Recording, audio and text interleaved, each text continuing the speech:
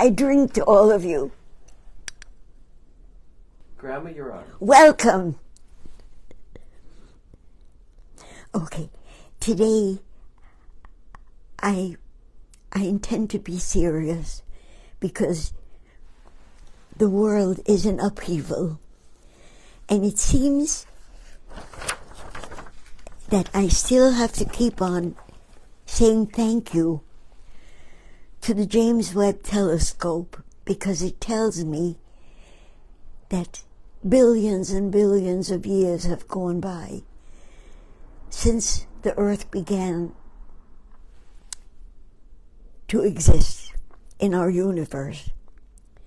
Nobody knows the beginnings or the ends, but I know that we're not done yet. And it seems to me as if we humans are like the universe.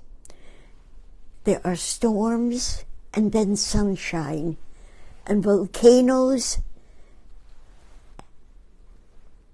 and sunshine, and eruptions of weather and cruelty in people. They seem to follow each other. And the only thing I can think of right now, with the turmoil the world is in, maybe we follow the patterns of the volcanoes and the rising of the universe, because we've come so far, so long, but we still have so far to go. With the war in the Middle East, and the heartbreak in Taiwan, and the Ukraine, and the hate, it's what I want to speak about today. I want to say that I'm going to be the 8-year-old who, when she was no longer allowed to go to school because she was Jewish, and Jews had to be gotten rid of. It was at that time that I didn't believe that anybody would be my enemy if they knew me. And that if I would draw and paint all the people I know, then nobody could hate them because they would get to know him.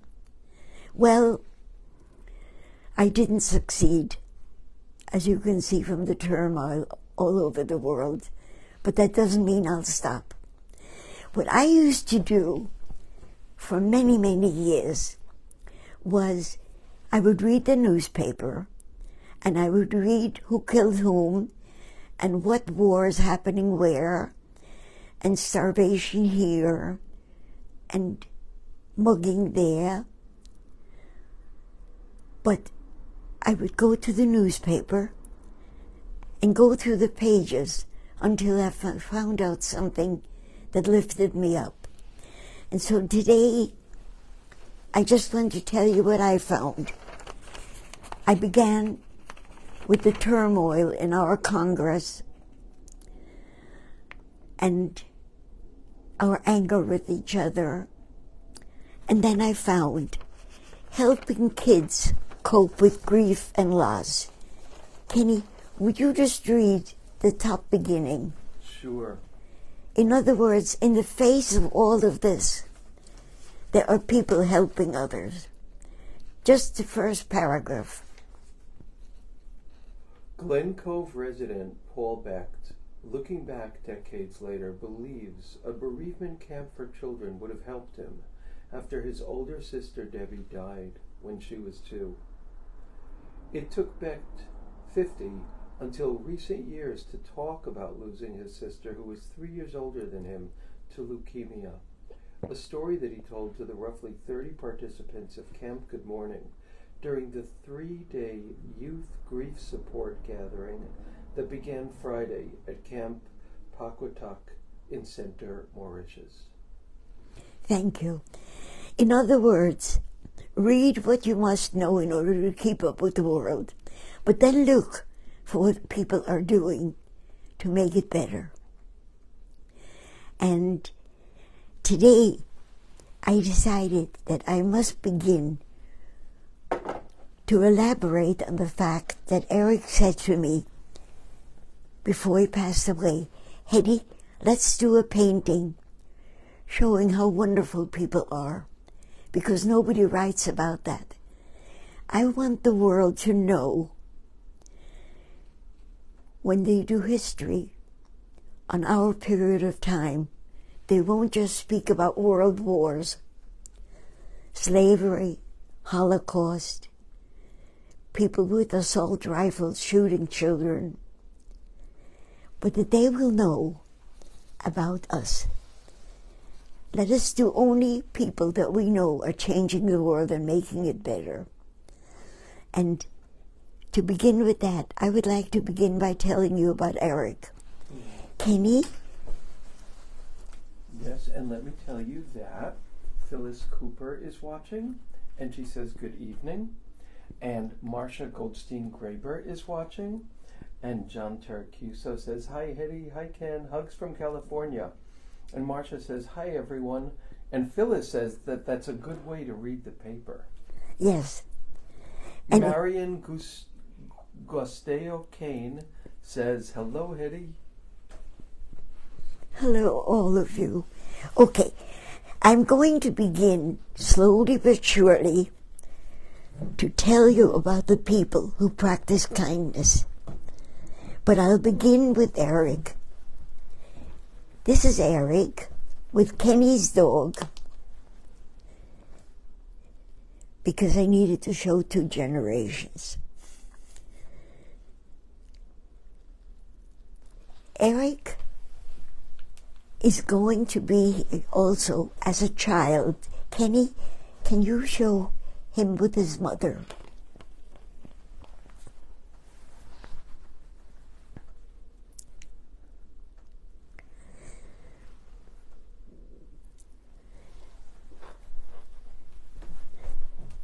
I need to tell you today, because the newspapers are filled with the cruelties, I need to tell you that love still is there. And we need to begin, as in that article about children, we need to begin to do that. What did Eric do? When I first met Eric, I wanted nothing to do with him, because he was a ladies' man and loved women, and they all loved him. But I didn't want that. I wanted what I didn't have in childhood when Hitler came. I wanted to belong to somebody and something, because I wasn't allowed to belong to the Hitler world. They wanted to get rid of me. And so I really wanted love. And yet Eric was always there. We went to a camp. We met at a camp in America. And that camp was for preparing to go to Israel to work on the land, because the land was owned by the very wealthy Arab world, and they were given land if they fixed it and made it grow. But the money did not go to the people who who worked and lived on the land, because they couldn't own it. So part of us, Eric and I, wanted to belong where we were allowed to belong. And Eric and his mother were in the concentration camps. She never left. The last time Eric saw her was when across the barbed wire fence which separated men from women. She saw him and she waved at him. And the moment the guards saw her doing that, she threw her on the ground. There were women guards who could be just as evil as the men. Threw her on the ground and began to beat her. And that's the last time Eric saw his mother. Afterwards, they searched all over. Wherever we found anybody who had been in a concentration camp, we would ask.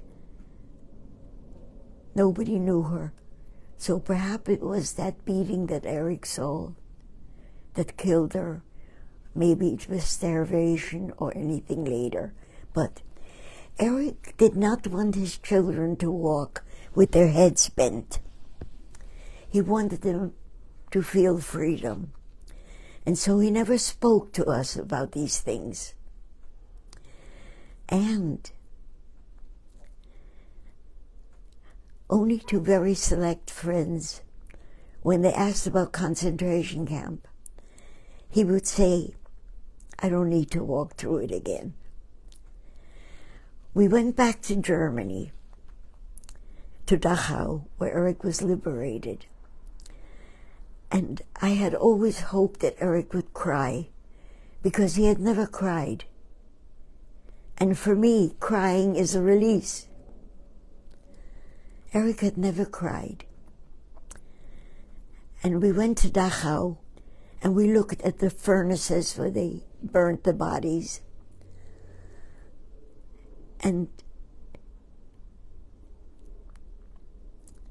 I said, as we walked away, I said, Eric, how do you feel? And he said, so happy. And I looked at him and I said, but the memories. And he said, no. I am walking away as a free man. They will not let me do this. They will not make me live it over again. And he meant it. He went to work in the prison system as a volunteer because he understood prisons. And I'm going to begin to talk about people in this painting and introduce you to what Eric said. Let them know that among us there is gratitude and life. And he would tell the kids about the washerwomen in the ghetto who would all the time cook big pots of soup with meat in it and quietly have the prisoners come in one by one and give them soup, knowing that they would be killed if that would be found out. So those are the stories he told because he didn't want our children, who, by the way, have become incredible helpers of people. One in the prison system and one is a therapist. And this painting is what Eric wanted. He wants people to look at those who make the world better, but above all to speak of them so that people do not do what he was afraid of, walk with their heads down. Okay? Kenny, would you like to walk from person to person and have me talk about them even though they're not finished? Sure. Okay. Let's do some people we haven't done yet. Yes. Remember, none are finished. Who is this? He is wonderful. He is a relative of John Teracusa, who did that wonderful, I don't know if the documentary could ever be seen on here. I'll ask John if that's possible. Yes, definitely. Because he did a wonderful documentary of my work. Okay? And this is his relative, His nephew, yeah. nephew, who has better equipment. And he helped him with the equipment. Oh, okay. This is a young woman from city council, and she had, there would be names of all of them, but she had given me the names. I said, give me people who make Long Beach wonderful. And that's her. And she gave me her husband. And she gave me her friend. And I'm not mentioning... Which was her friend? Point to her friend. Right here. Ah, uh-huh. And I'm not mentioning names because I need to get permission from them first. And that is another person from City Council. And he is from our city. And these two, I can say the names because they're close friends of the family.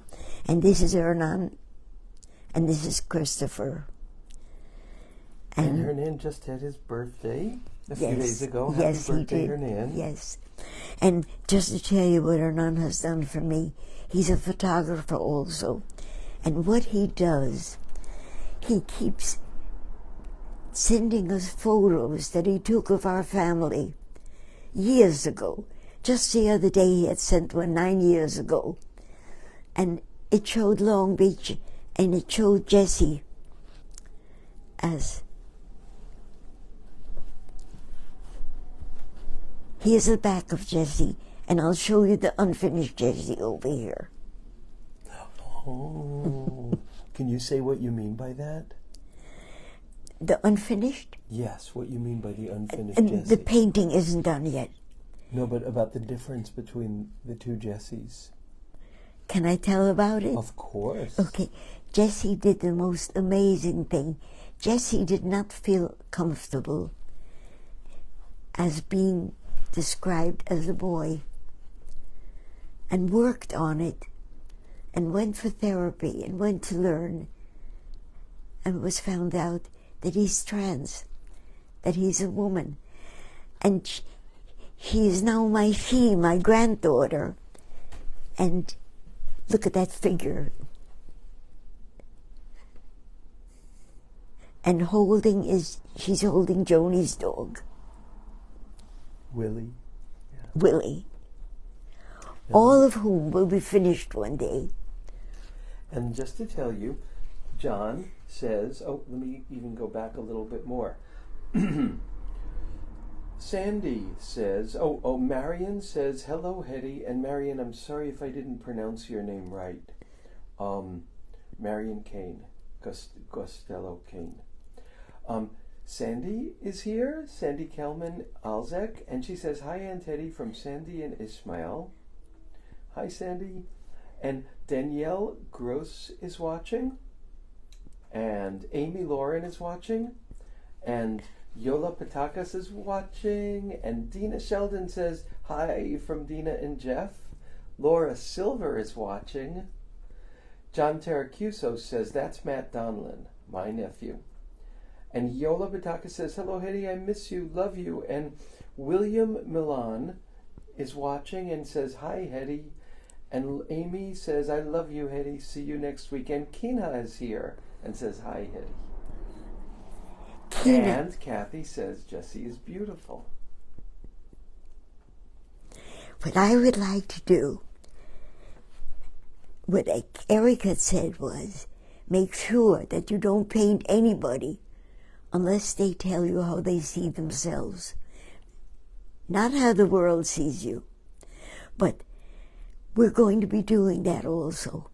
But first I need permission from everybody, which means a statement of how you see yourself. And next week I'm going to speak about this lady here, whom I was just painting today. And who is that? Okay. Oh, I would tell about her, even yes. if not her name. Well, I will, because I promised her when I talk about her. By the way, she made a wonderful, the statement of how she sees herself. She did it as a poem. And it is fabulous. Why don't I speak about that next week? Sure. This way she'll know when she can watch. Good idea. Okay. Is there anything I should say that I forgot? I think you're doing great. We have like 8 minutes left. Do you want to paint a little? Do I what? Do you want to paint a little? I'd love to. I'm all ready.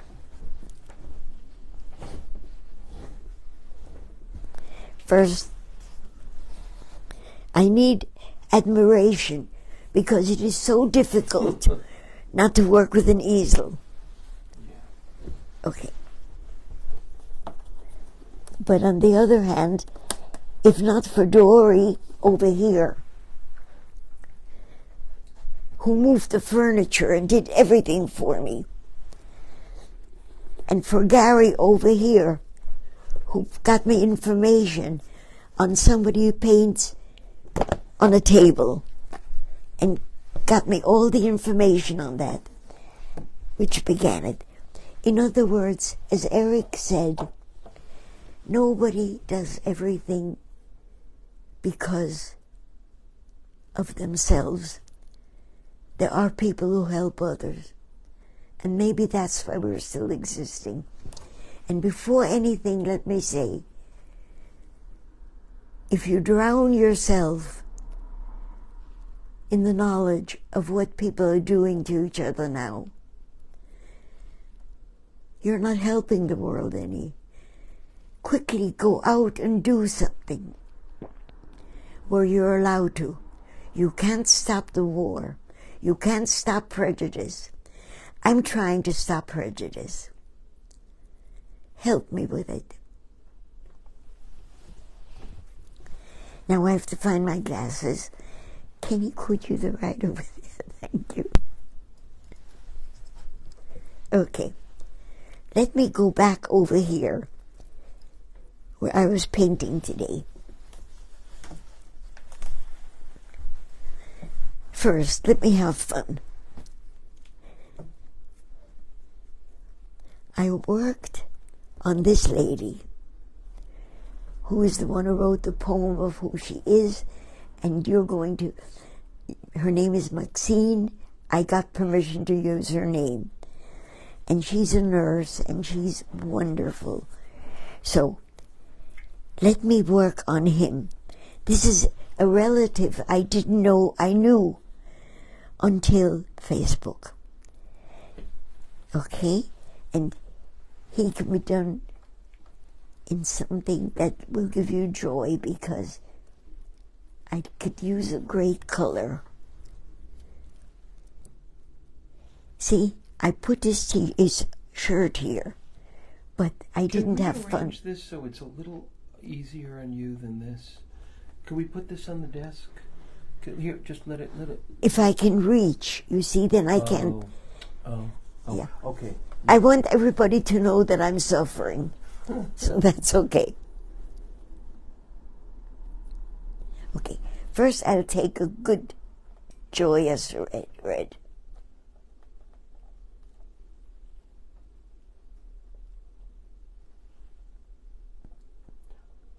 Do you know how easy? Can I ask you a question? Because this is going to be difficult. Can I, before you paint, can I ask you, can you do it like this? Can you do it just like this? Yes. Great. I can't see, but you'll tell me if I'm doing it wrong. Oh, if you can't see, that's not going to work. Wait. How about like that? You know why? Because the oil glare. Look, but see how lovely that red is going to be. These are all worth suffering for.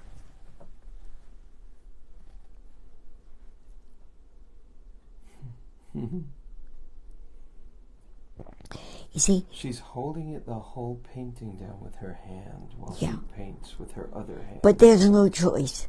But there's no choice. And if it's difficult for you, all of you, to change the world, find out a way in which you can. Become a volunteer. Let me tell you that Laura Silver says Dr. Ruth may be the new loneliness ambassador, but you, my dear Hetty, are the art ambassador for decommissioning prejudice. Dina Sheldon says a happier world via Hetty. There are 16 of us with a +1 friend. That's 32 smiles out into the world. Oh, Thank you, Coach Hetty. Thank you, Kenny, for your upbeat introductions for everyone. you know what?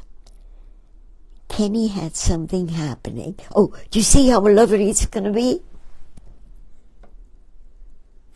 It just takes 40 times longer than it would if I could paint normally, but what the heck? I never asked the universe how long it took to make a mountain, right? But we have mountains because for trillions of years we're here. Look at this. See the difference? And then I take a little bit of this because he does have arms and we need to show the arms. And just to let you know, we just have a minute or two left. That I can't fight.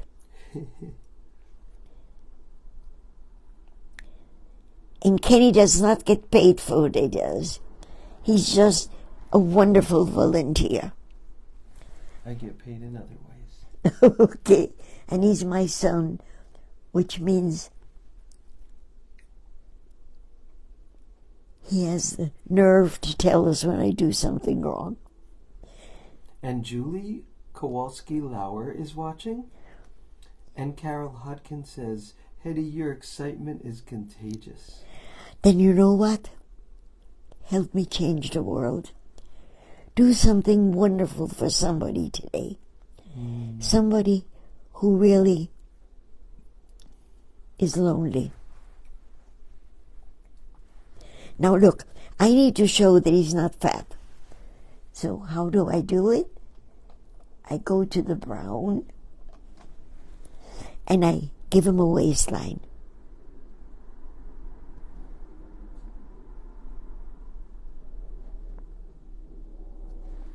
Right?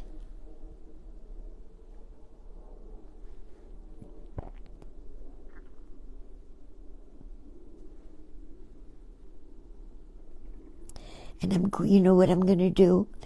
I'm going to let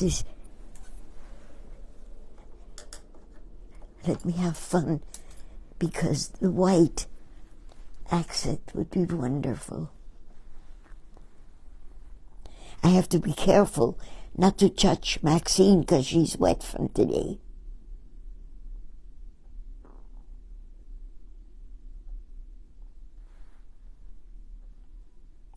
Okay, Mom, it's time. Okay.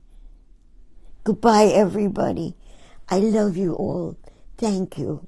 Look at that little white shirt you put on. It's amazing.